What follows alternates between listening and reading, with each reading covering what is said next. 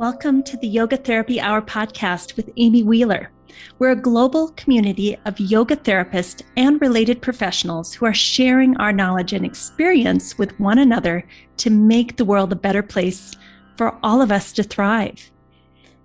On this podcast, we have deep and thought-provoking conversations that we hope will nourish you and make you feel more connected to yourself and to others. Feel free to continue these conversations on our private Facebook group called Yoga Therapy Hour Podcast with Amy Wheeler, and listen at the end of the podcast each week as we'll be giving away a special gift. Remember, we have a mobile app coming out May 2nd, 2022 that tracks mental health and so much more using the foundations of yoga and Ayurveda. Welcome to the Yoga Therapy Hour. And today I have such a huge blessing that is about to happen. I have felt light and spacious and full of hope and joy all day long because I'm going to be talking to my teacher, Geetha Shankar, about the teacher and student relationship. And so it's very special to me to share with you this lovely, lovely human being who I have the good fortune to work with. But I think what you are going to enjoy as the listener is the stories that she has about Sir Desikachar. She was his personal student for over 2 decades. She began her journey at the Krishnamacharya Yoga Mandiram in 1986 and eventually went through teacher training, yoga therapy training, and made her way to become the head of yoga studies at the KYM for all of the national and international programs. And in 2018, she was named one of the 100 most inspirational yoga teachers in all of India. And so she had this great blessing of her life to personally study with Desikachar and sit in on many, many, many years of his personal consultations with his students. She got to observe and ask questions and be a part of that. So, she's probably one of the most senior teachers that is left at the KYM. And to have her knowledge and her experience as a yoga therapist, as a yoga teacher, but also to share stories about her connection with her teacher, Mr. Desikachar. It's just really lovely to have the opportunity to talk with someone who was so close to him and continues to bring these teachings forward into the world. So I don't think there's much more to say, except that I would like to introduce you to Geetha Shankar from Chennai, India, and the Krishnamacharya Yoga Mandiram. And I really hope you enjoy this interview.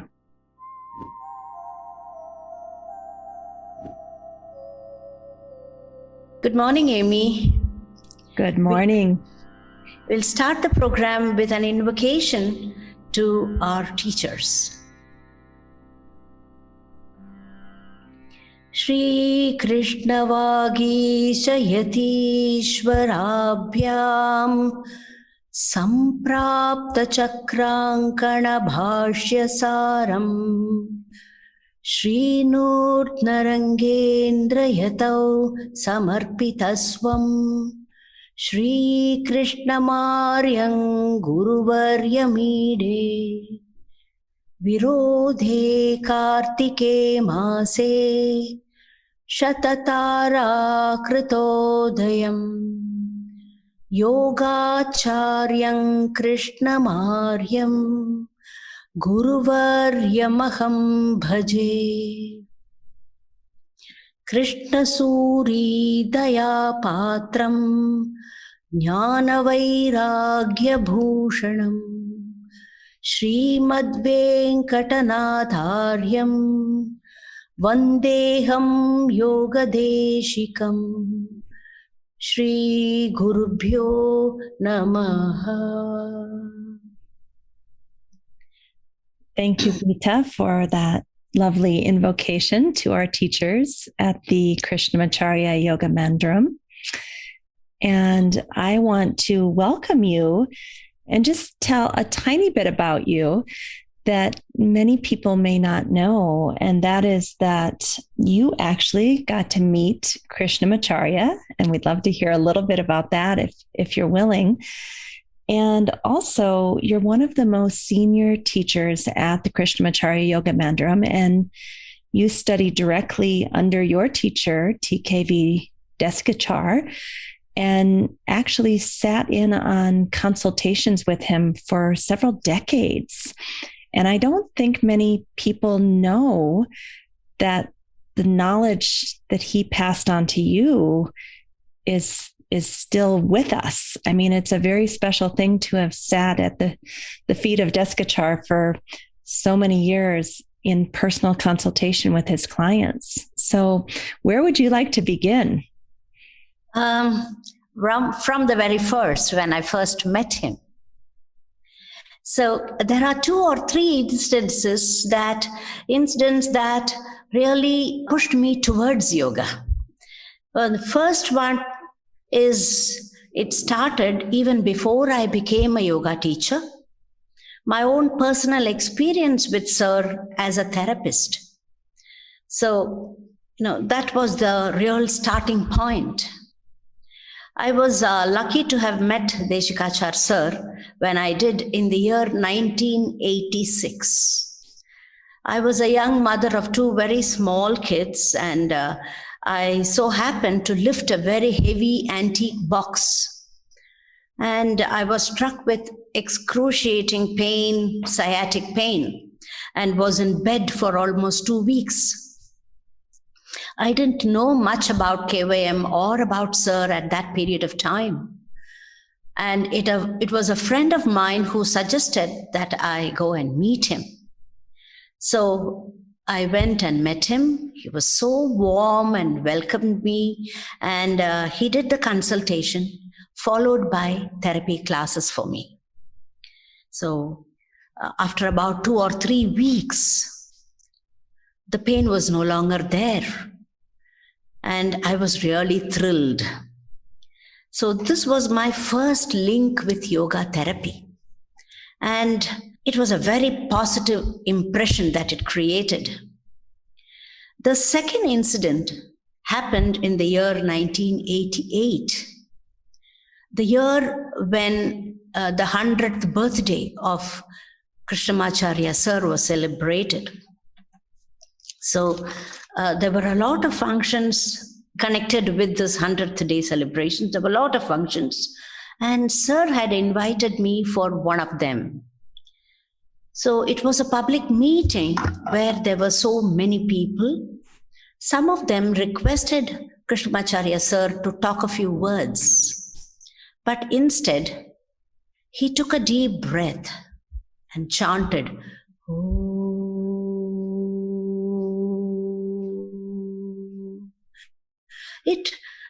the sound filled the entire hall.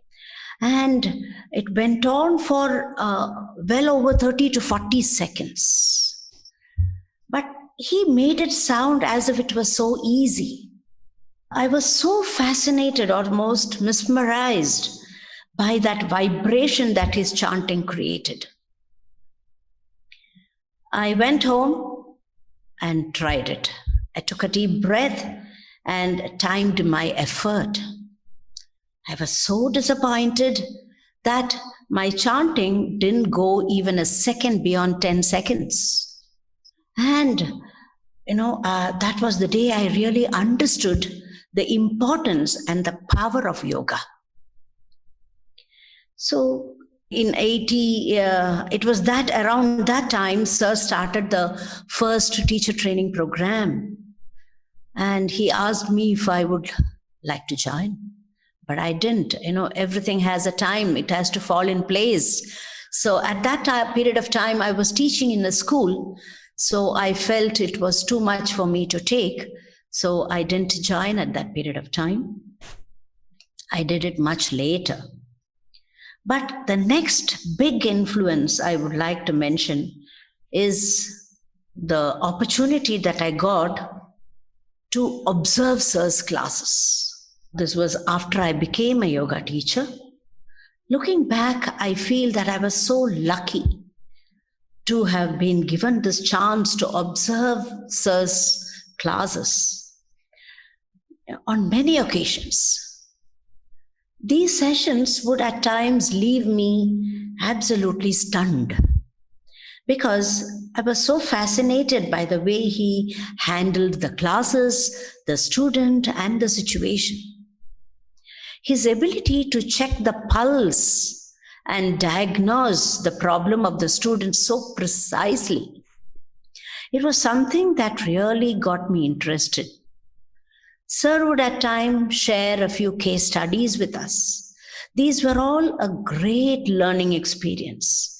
They spoke volumes about the scope of yoga therapy and how much there was to learn. In fact, the more I observed, the more I felt that there was so much more to learn. And so we could say that my turning towards yoga or towards yoga therapy happened gradually over a period of time. My link with yoga therapy became stronger, and it has become stronger over the last few years. So at that period of time, we could approach Sir because, not many students were there at that period of time. So I had that opportunity to link with Sir, to connect with him whenever I wanted. Wow.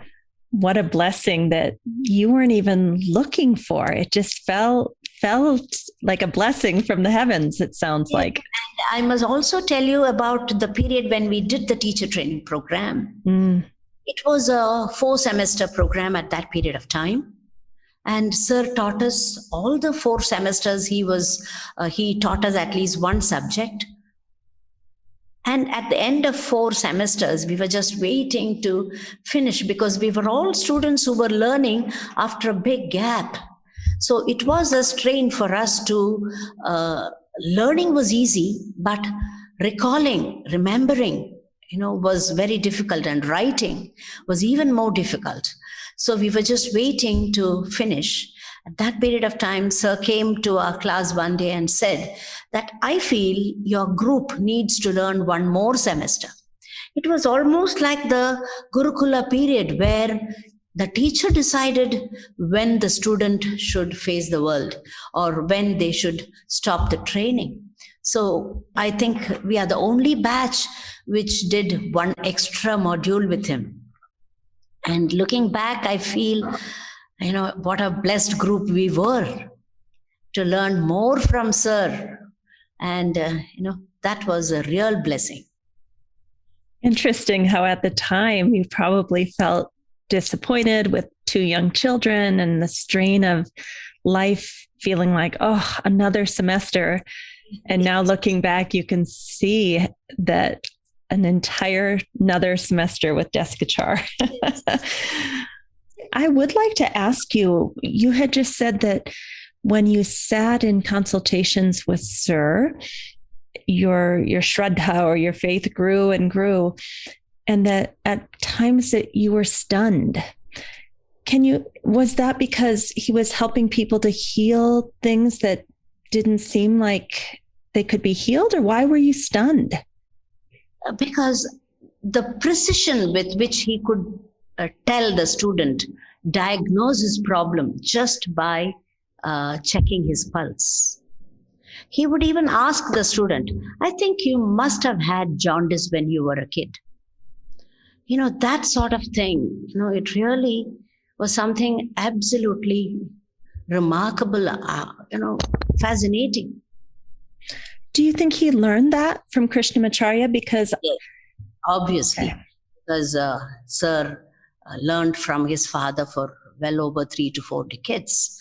So that was one thing that is most important in yoga therapy, is that it empowers the student. Yoga therapy is not like a medication or a tablet that you swallow and then wait for the tablet to do its work. It is not that. Here in yoga therapy, the student has a very important role to play in the healing process. So, the teacher's most important job is to empower and motivate the student, and make the student get involved in the process of healing. If you ask me which tool is most important, whether it was the body work or the breath, relationship, mental focus, meditation, or lifestyle changes, I would say they are all part of the healing process. Everything, because they are all connected. When we see the Panchamaya model from the Taittiriya Upanishad, we know that the 5 layers, dimensions in the human system, the body, breath, mind, personality, or inner emotions, they are all interconnected. They influence each other. So they all have a sort of a ripple effect. Of course, we use tools like asana, pranayama, chanting, meditative techniques, everything we use. But it is very important to link mentally. That is very important, because when you link with an object, a positive object, a person or a deity, all these work on a different level. They work together to bring about positive personal transformation. And the personal touch that the teacher has with the student can be the catalyst. So tell me more about that. How did you see Desikachar empower students and motivate them to get involved in their own healing and take responsibility? He gave the student positive energy, and he induced faith in the student.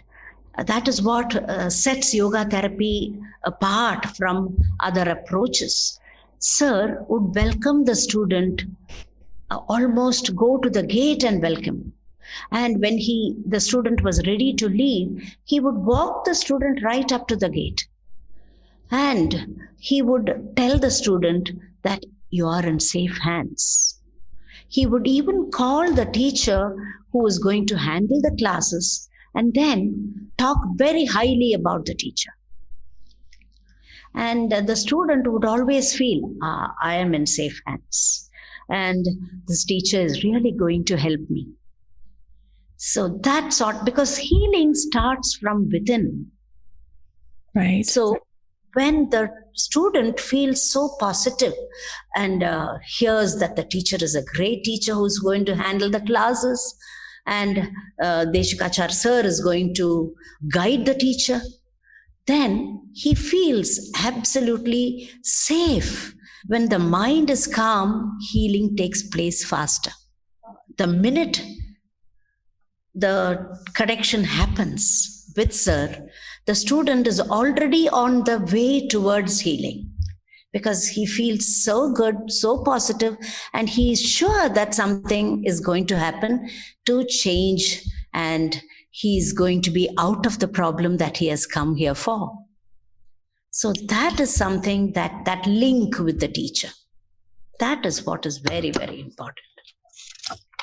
And do you think that mainly happens through the kindness and the friendliness and the sweetness that Sir had in his personality? I mean, you've told me stories about him walking through the KYM, greeting people, giving compliments, handing out little candies. He's just a little sweetheart, I think. One more thing is that sometimes people come with a lot of problems, and Sir would just give a few breathing practices. The student might even feel Why hasn't he given me any asana? I have come here for yoga. So they always connect yoga with asana. But over a period of time, when the student feels better, then he realizes the importance of breathing. So it is something that Sir made them experience. So that is something really great, because we always think that when a student comes for a particular problem, we have to give this posture, or that posture. But it was not so. He could bring about the change with just breathing. So, Geetha, can you tell me a little bit about how the teacher-student relationship maybe was back in kind of maybe the olden days? Because I think it's very different today. And you've even said to me that you're not sure it's possible to have a similar teacher-student relationship in modern times. Yes. Earlier, of course, the teacher knew everything, and the student would just follow implicitly whatever the teacher advised. But now, today, we need to be very practical. And we also need to convince the student that we are on the right path. So at the KYM, we have a beautiful way in which we deal with students.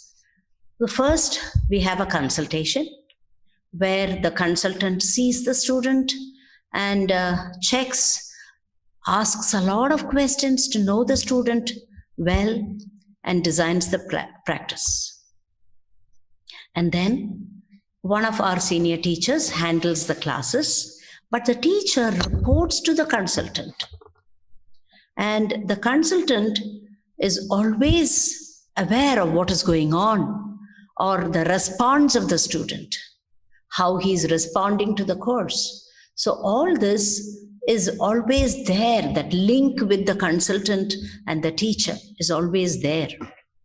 And every class, before every class, the teacher, whenever he or she has a doubt, he would go back to the consultant. The consultant will also walk into the class when the class is going on to see if the student is comfortable, not because they don't have faith in the teacher, but just to make the student feel, okay, somebody is supervising the class and I'm, being looked after, taken care of. So that is very important. So that link is very, very important.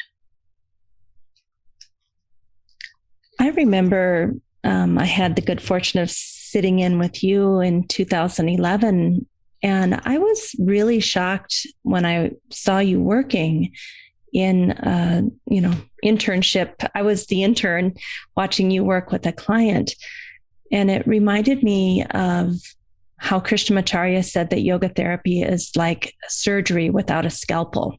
That's how skillful you were in choosing which pranayama, which asana, when to rest, the visualization or bhavana, the chant. It was remarkable to see you weave together these tools for the exact needs of that student.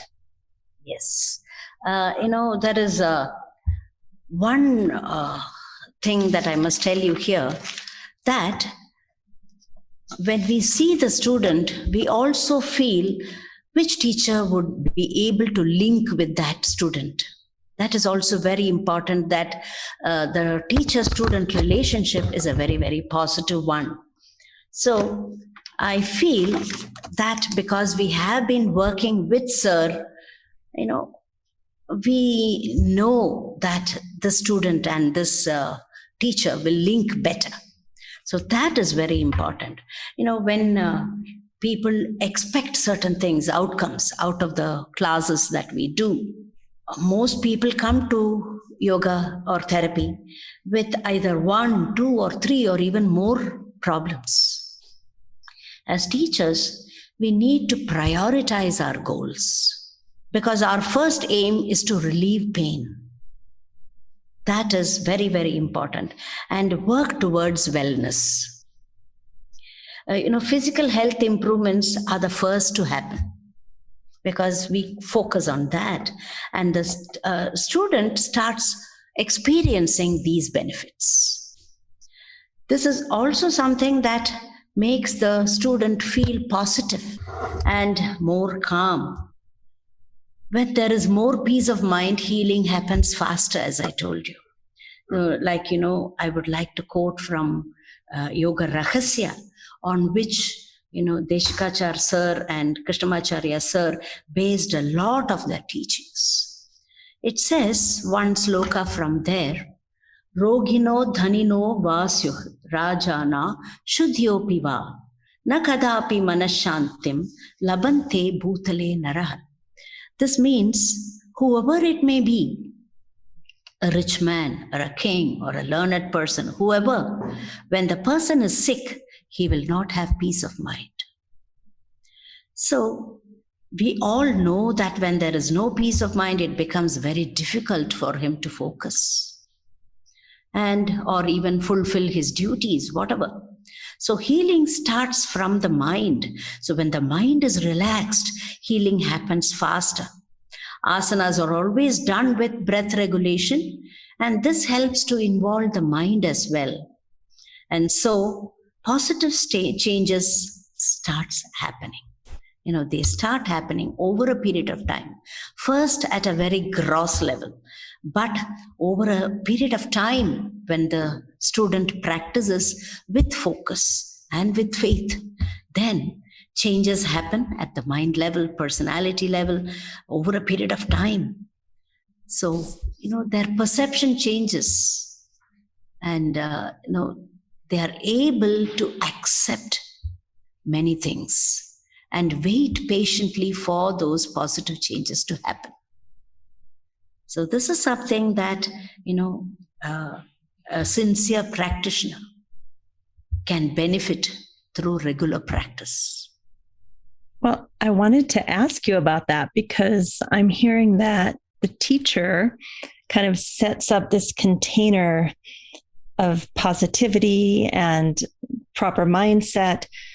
But I would like to ask you, what are the necessary qualities of a good student that will help that student to heal? One is that the practice should be very regular. Dirghakala nairantarya satkara adhara asevito dhrida bhumihi, Yoga Sutra says. So the practice has to be done continuously without a break, with faith, with positive feelings. So that is something. And one more thing I want to tell you is that, Desikachar Sir has many times compared the student-teacher relationship in so many different ways. He has described it. It is totally based on mutual respect and trust. In the book, What Are We Seeking?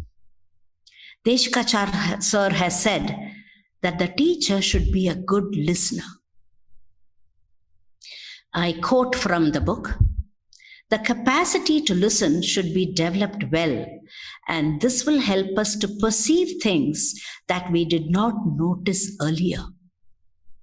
A teacher should learn to listen in a very special way, without speculation, suspicion, or preconceived ideas."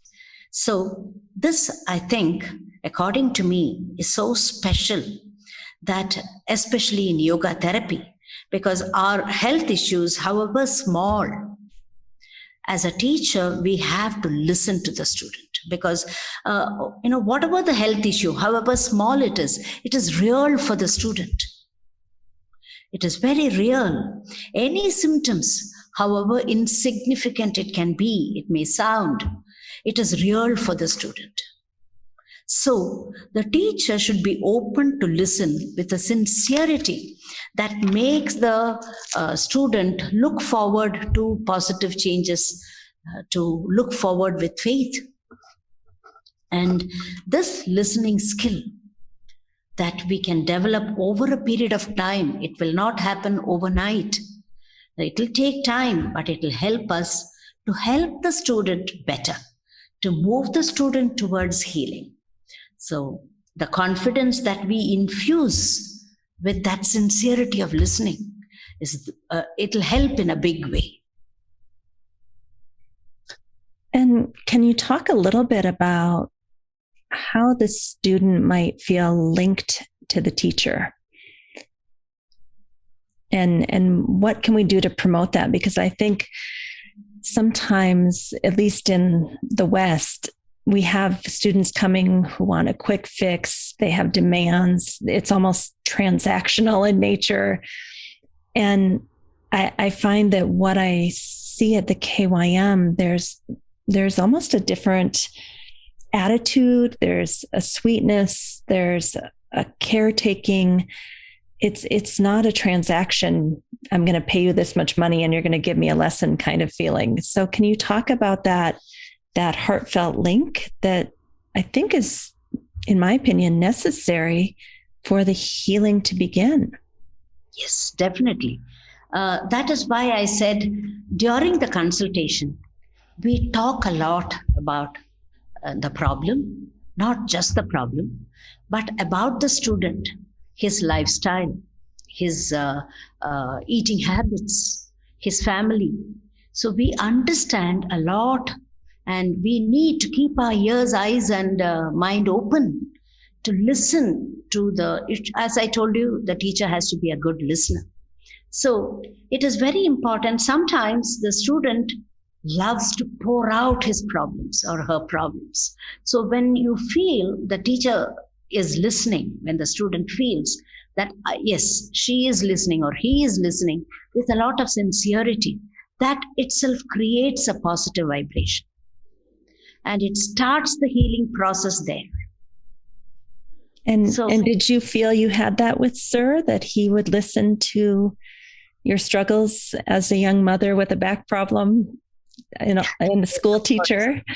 Yes. I remember that one of the questions you had asked is about how do you handle self-doubt and disappointment as a teacher? Self-doubt, crisis, or disappointments are all part of, every walk of life you find them. They are all obstacles that you find in every profession. But in order to fight it, we need to stand firmly on our beliefs. And the more trust we have in our belief, the more strength we have to fight the problem with conviction. So, mentors can be great guides and who can help us sail through these hard times whenever we have no strength or less strength to sail through. Desikachar was my teacher and mentor for many years. I remember I used to go to him whenever I had a doubt, or if my student was not responding the way I expected the student to respond. So I would, even when I was organizing programs, whatever, I would go to him very often. The Yoga Sutra, you remember, 137 says, Vitaraga Vishayam Va Chittam. Meditate or connect with an inspiring person who has a lot of experience and who's willing to share his experiences, his teachings with you. So I would turn to Sir whenever I felt the need for a connect. But I must tell you that my teacher never gave me ready-made answers nor solutions. Tell us more about that. He always used to lead me to the solution. He would make me think and arrive at the answer myself. This, according to me, is empowering the student and not making the student dependent. So my mentor was Sir for many years, and this is the way he handled it. He always used to help me find the answer myself. Now, after Sir, Sridharan Sir is my mentor, and he also uses the same technique as Desikachar Sir. He helps the student to find the solution. So, everything, there are so many things that influence us in a big way. And this is something that I must tell you, that how Sir made us think and never gave us ready-made answers. And does that mean he would give you a meditation practice to help you sort through it, or he would make a comment that would kind of stick in your mind, or how did he do it? He would ask me what is where I have my faith, something, a deity or something that I would like to focus on. I remember he gave me a practice, a meditative practice on Lord Ganesha. And he also gave me a copper bangle, which I could wear during the meditative practice. So he would tell me that this bangle will link you to your focus. And it really did. So the minute I wore the bangle, my focus, I felt was better. So these are all very, very small things, that make you understand that the teacher is really taking care of you. And Geetha, would you wear that bangle all day then, or would you take it off and only put it back on? I only wear it when I do my meditative practice. In fact, when I talk about my personal practice, I must tell you that earlier my practice was not so regular. I would find reasons, okay, I'm busy today, so I'm not able to do my practice.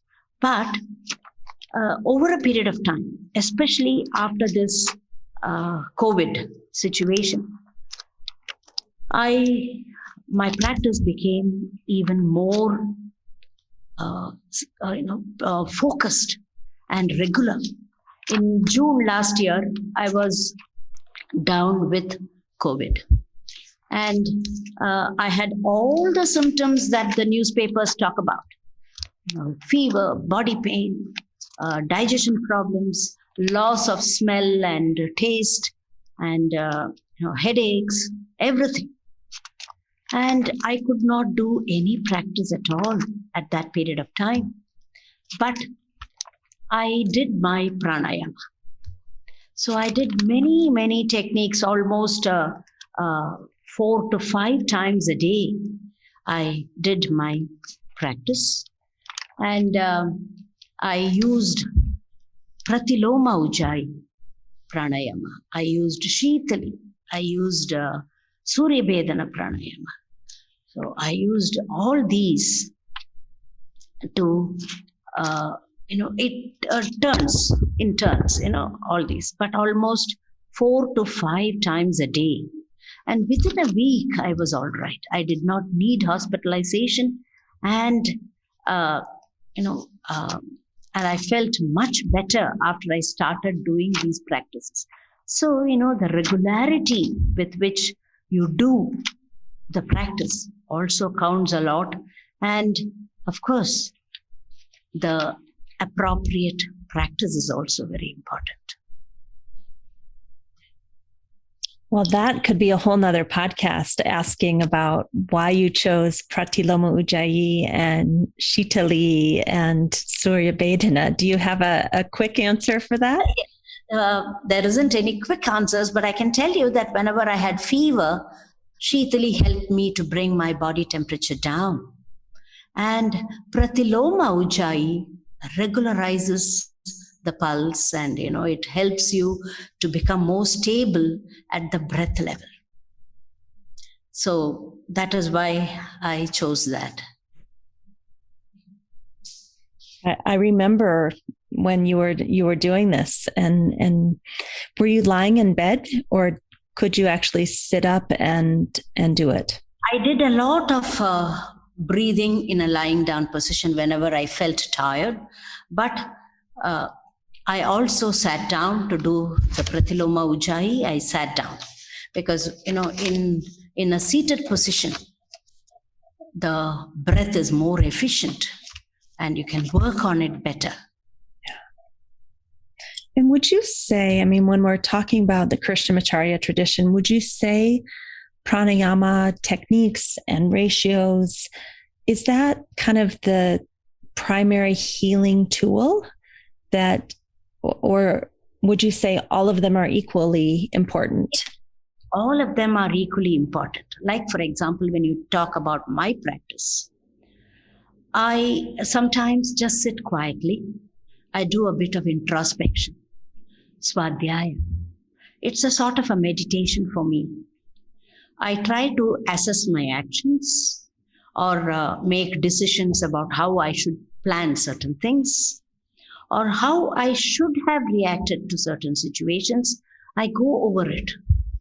So this helps me to take steps to better myself in some way. So anything can be a tool. Now, there is another case study that I would like to talk about. Most people, as I told you, come to KYM with a lot of problems, and we know that we need to take care of them. But Desikachar sir used to say that the most important for a yoga therapist he should not limit himself or herself to just a few fixed or accepted tools. He used to say that we need to be innovative and invent tools to go along with the yoga practices to deal with health problems. So Sir was well known for this simple approach, which was very unique as well. So his sense of observation was so good that many times he made use of it while designing practices for his students. He observed each and every student very keenly and at times invented tools that would help in the students' healing. Very, very different from conventional methodology. These were very simple but had tremendous positive effect on his student.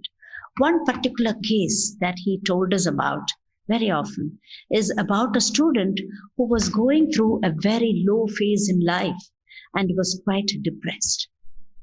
So Sir spoke to him a lot, got to know him better, and then he suggested that the student should visit as many temples as possible in the south of India and take photos of the beautiful sculptures on the pillars of the temples. So the student got so involved in this activity that he forgot his old problem.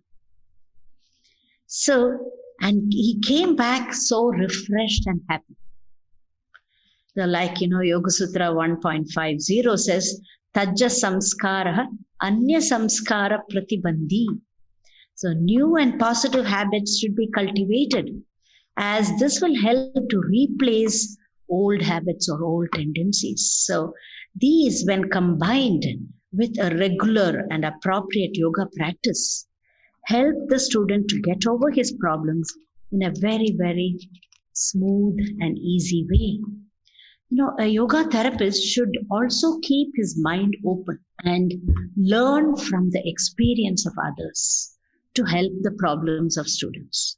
I remember we used to discuss a lot of case studies. And one case study which was very, very interesting was that of a student who had an alcohol addiction. And he confessed that his urge to drink was maximum at 11 a.m. So the teacher gave classes exactly at 11 a.m. And every day the student was asked to come half an hour before the class started. So the student was asked to come at 10:30 itself. So the student would feel so restless and he would walk up and down and till his class started. And at times he would even sit and read a book, waiting for the teacher to come. And by the time his class started and his practice sessions got over, it would be well past noon. And this helped the student to get over that weak period. And this went on for about 3 months, every day. And by the end of that time, the student had got over his problem. So the teacher's innovative methodology helped to solve a difficult problem. These techniques that the teachers use is not written in any book. We learn these from the experience of others.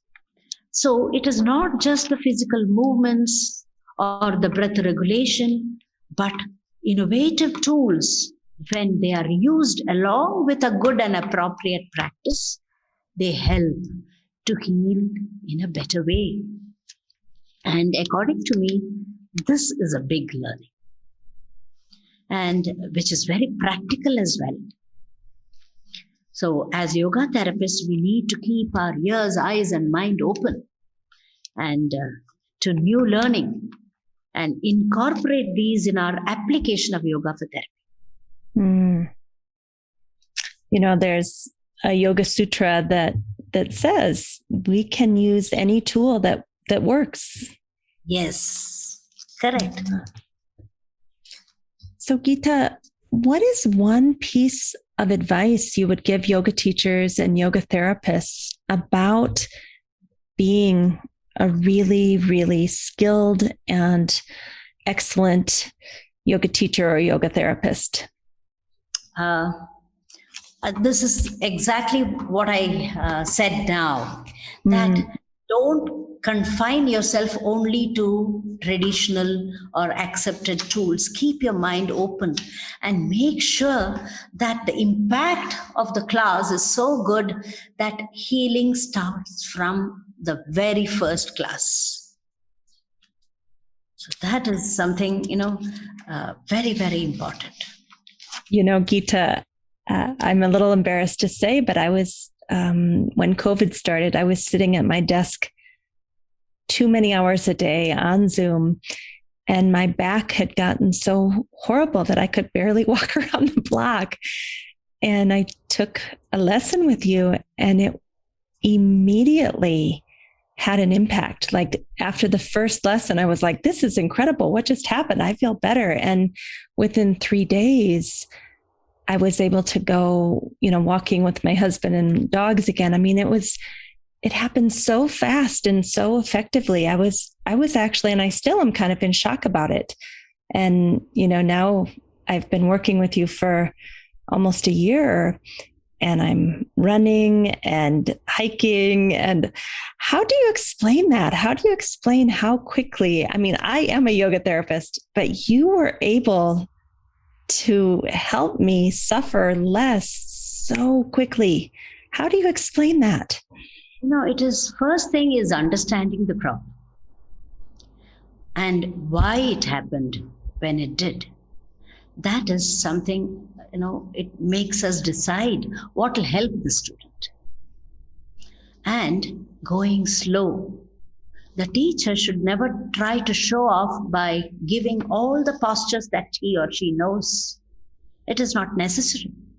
Only those postures which are absolutely essential to move the student towards healing. That is what. You don't have to worry, what will the student think if I just give one different asana today? She's paying for a class, so I need to give more postures. No, that is not important. What is important is that you give, even if it is one posture, the correct and appropriate posture, which will help the student. And another very important thing is the regularity with which the student practices. You have been an excellent student and you have been practicing so regularly. So that is also another reason why these positive changes happened so quickly. And, basically what you gave me was so simple and so easy. I actually think I had been hurting myself through my yoga practice. And when you really brought it down to the very basics with a lot of rest periods and just lying on my back and breathing, I remember thinking, this is so easy. Is this going to work? But it was less is more.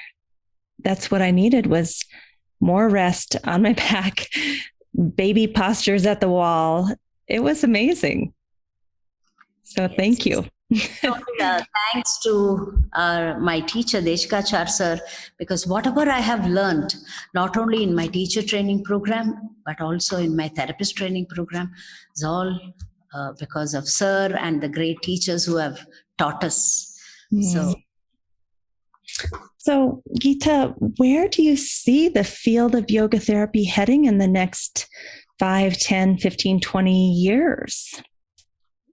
I think the awareness about yoga and yoga therapy has been increasing over a period of time, and it is gaining momentum, because nowadays we see that doctors have started suggesting yoga therapy to their patients, and sometimes doctors even send them to the KVM to make us a part of the healing process. So I think that's something that is very, very good. So people don't come to yoga as a last resort when everything else failed. So they come to yoga with a positive feeling that this is going to help me. So that is very important. And 10 years from now, if you look at the best scenario that I would like, is when people start accepting yoga as part of their daily life, as it was in ancient India. And, the benefits of a regular practice is so enormous. And I would like to see that in 5 to 10 years, when people will start doing yoga on a regular basis and get the benefit of yoga practice, not just turning to yoga when somebody is sick. It's not that. It should be part of the daily routine, a daily lifestyle. It's a part of that. So that is something that I would really like to see in another 5 to 10 years. And Geetha, at the end of your life, we hope this is not anytime soon. We need you and your knowledge and your willingness to carry on this beautiful tradition. But when it comes to the end and you're having your last breath, what do you want to know in your heart, both personally and professionally? It's a beautiful question.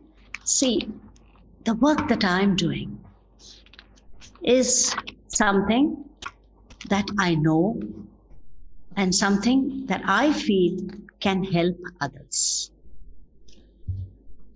So when people come to me for help, I know it is because they have some faith and they have the hope that I will help them in some way. So whatever I do, I need to continue to work to the best of my capacity with the sincere intention of helping people around, because they hope that I can help them, and that is what I should do. And to your question, what would you want people to say about you or feel about you? This reminds me of a quotation that I read somewhere a few days back. It said, "Don't strive to make your presence noticed. Just make your absence felt." That, I think, is a beautiful thing, and I would like to follow that. That actually makes me a little bit emotional. That's a beautiful quote. There's one more thing that I would like to tell you, is again about the student-teacher relationship. In the book Health, Healing and Beyond, Desikachar Sir has said something beautiful about this bond between the teacher and the student.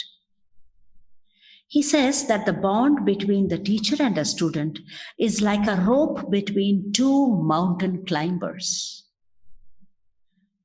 It suggests the absolute bond of trust that must exist between the student and the teacher.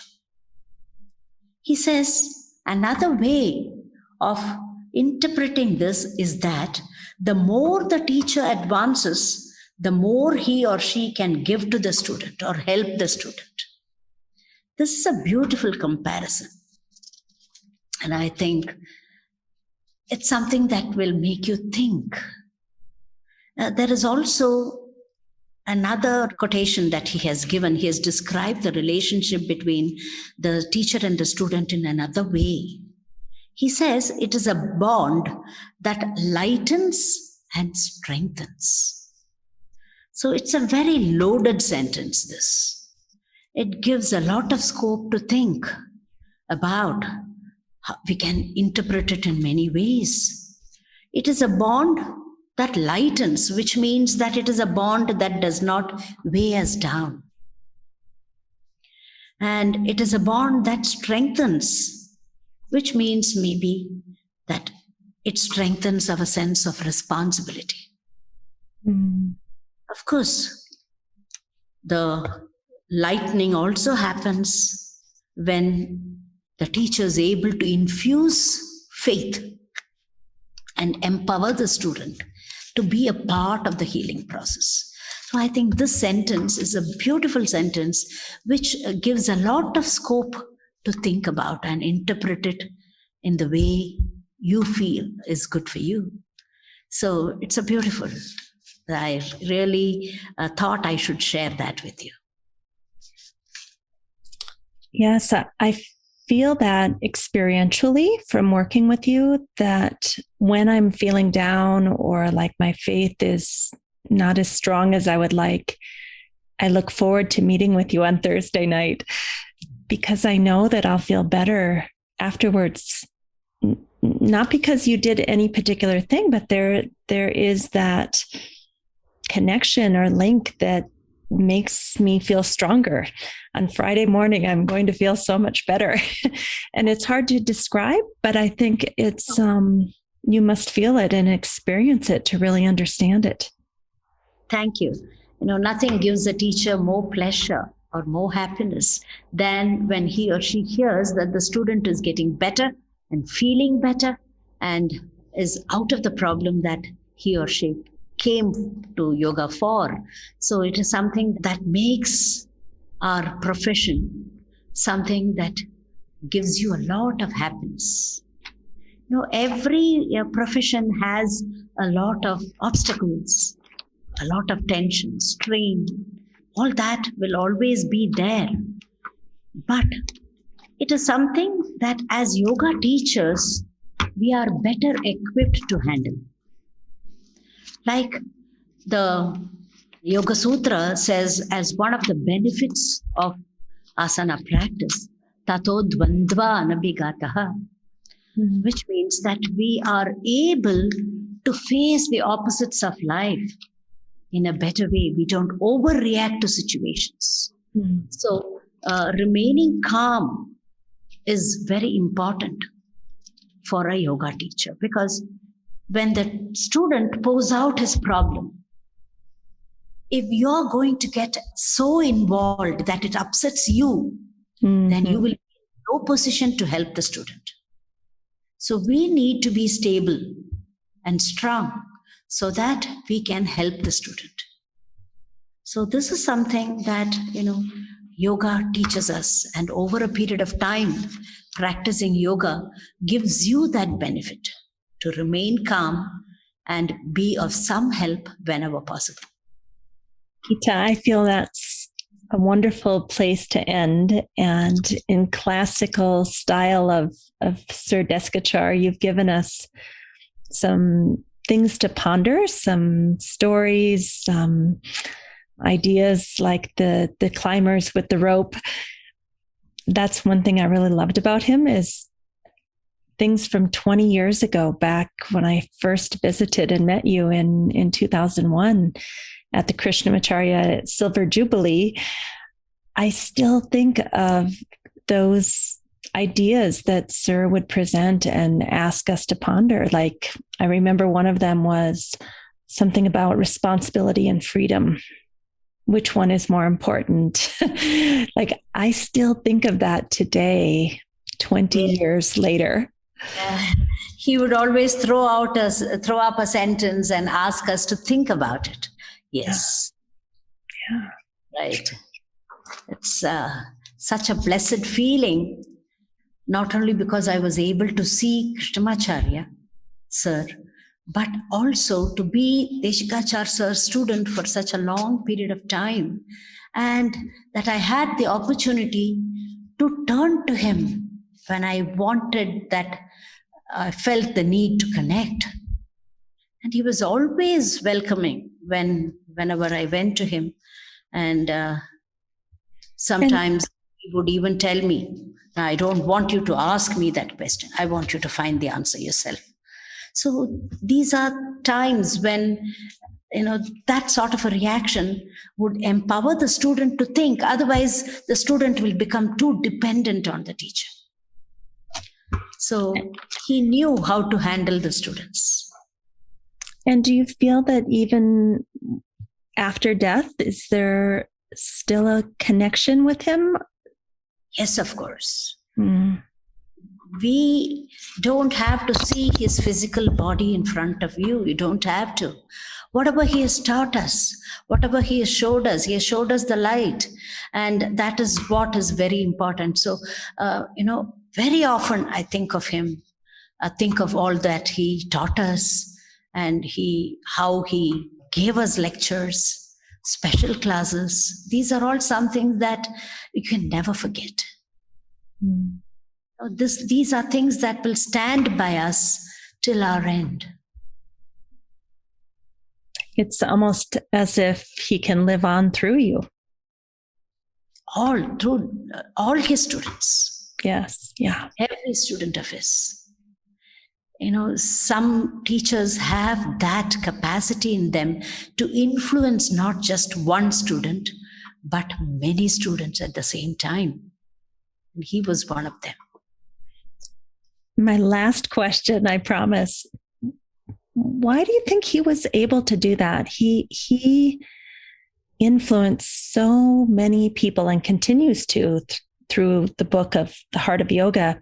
When people read that, they are magnetized and really want to understand this man. What do you think made him so interesting and special? One thing is his experience, which he was willing to share. And two, he could explain difficult concepts in a very simple way. And he would also give real life examples so that it made sense. So he could explain the most difficult concepts so easily, so that every student of his would remember the answer over a period of time. So, in fact, even his Yoga Sutra classes, we used to have classes every Saturday. Mm. He never used to ask us why we are late. He would just have to look at you if you just walked in late. So, and we would feel, okay, I have done something wrong today. I have not been able to stick to time. He doesn't have to scold you. Mm. So, all of us, every one of us would just, the time management he taught through that. We would finish our work and come there on time every week. So, by his actions, he taught us many things. He was like a living example. So, we learned a lot by just looking at the way he responded to situations, responded to students. So, many things, he was a living example. That, I think, was a very, very important quality in a teacher. Where you could influence your students by just doing things the way you do. That is something amazing. Geetha, at one of those Saturday lessons, he asked me a question in front of the group and I didn't know the answer. And I should have just said, I don't know the answer, but I don't know why, but I just tried. And after I answered, he said, oh, that's a wonderful answer. Thank you so much. And I thought to myself, how did I get that right? That's amazing. Where did that come from? And then later I went outside and I said to my friend, I said, I can't believe I answered that question right. And he looked at me, my friend, and said, you didn't. So, things like that really stick with you long term and make you a lot of incidents. Yeah. Yes. Yeah. So that was one of my biggest life lessons about humility and ego and all of it, just in that simple act, you know? Correct. Yeah. So he was a great person. Mm-hmm. Even after his death, he remains, evergreen in your memory.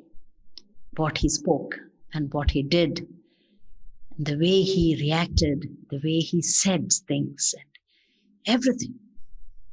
Yeah. The memories haven't faded. It's almost like they're still very close. Yes. Yeah.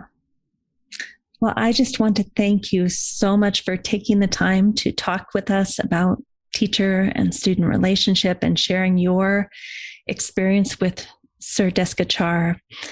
Is there anything you'd like to finish with, or do you feel complete? I feel that I should thank you for giving me this opportunity. You, everyone in your studio who has worked with you, to make things happen for you. And you're doing a great job, I think. And keep it up, and that all the best to you and every student of yours and everyone who works with you. Thank you, Geetha. Thank you.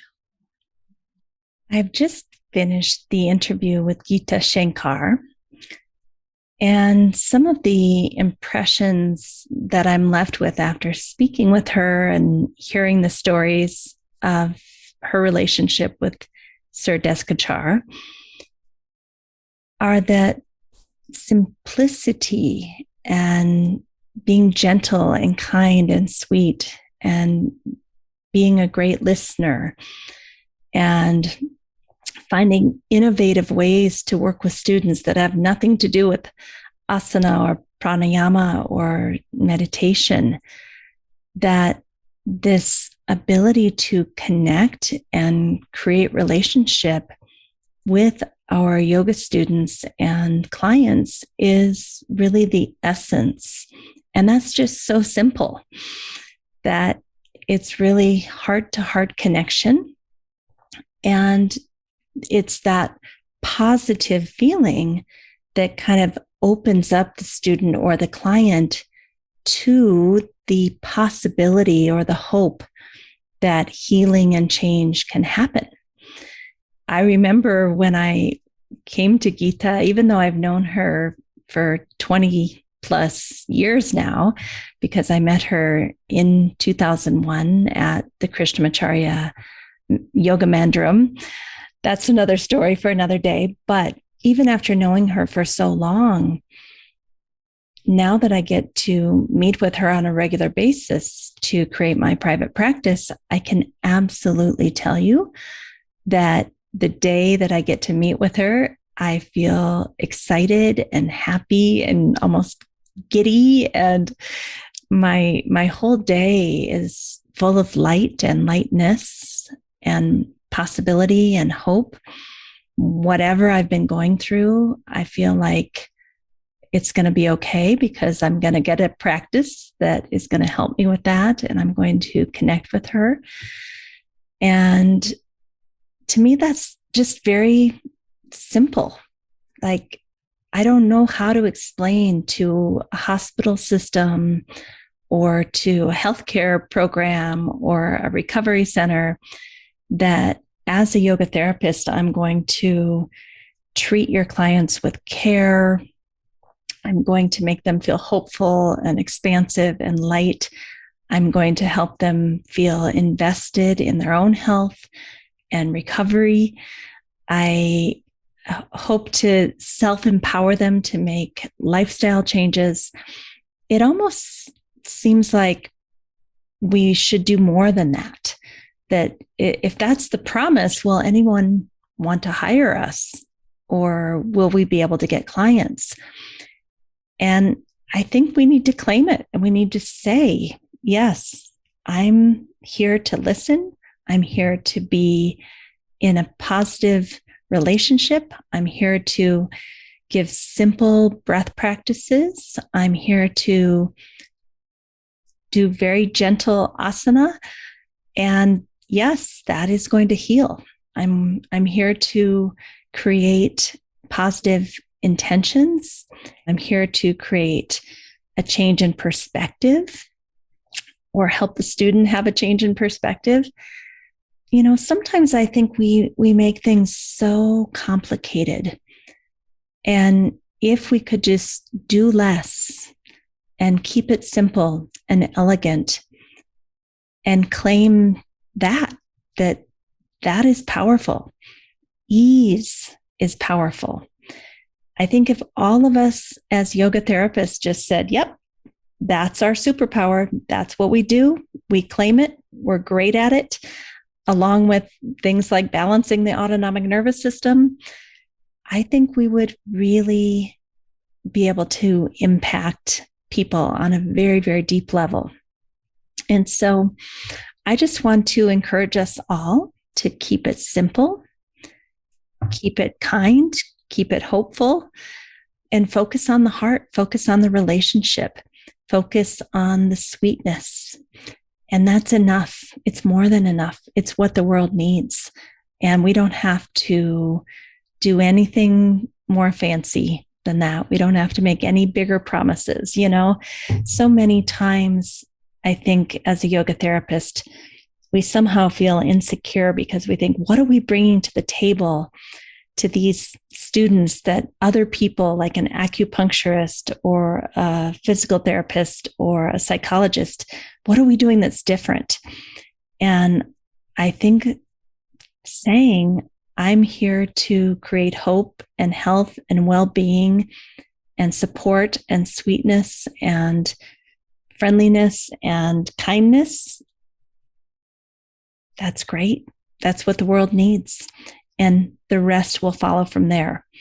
What's magnificent to me is when we start in that place, all things are possible, including helping people with insomnia or back pain or asthma or whatever problem they're coming with.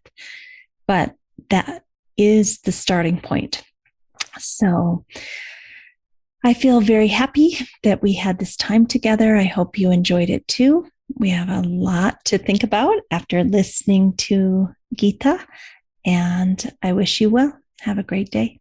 Our gift to you is to give you a free infographic each week that you listen to the podcast. If you go to the show notes, you'll see a link where you can sign up and find the categories that you're interested in, like mental health or physical health or social justice. And whenever we have an infographic that is in that category, we'll send it to you weekly. Thank you for listening to our show today. If you enjoyed this podcast, please share the episode with a friend or colleague. We're so grateful you're willing to share. Also, you could write us a review on most major platforms that host podcasts.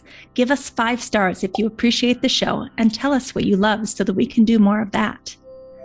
Finally, we support several nonprofit organizations through this podcast. See the show notes to understand how you can help. If you'd like to be a guest or a sponsor for this program, contact us at the email welcome@theoptimalstate.com. welcome@theoptimalstate.com. And finally, a special thank you to our team here at Optimal State. We are truly a global family. George Mantuan, one of our executive producers. Adam Satchel, senior media producer and sound engineer from the Philippines. Krishna Panchal, a producer from Canada. Modupe Abdullahi, who does the show notes and is an editor for us from Nigeria. And Peter Morley, who wrote and produced the music for this show, who lives in Australia. Find more about Peter's work at www.zenmusic.biz. Thank you for listening. We'll see you next time.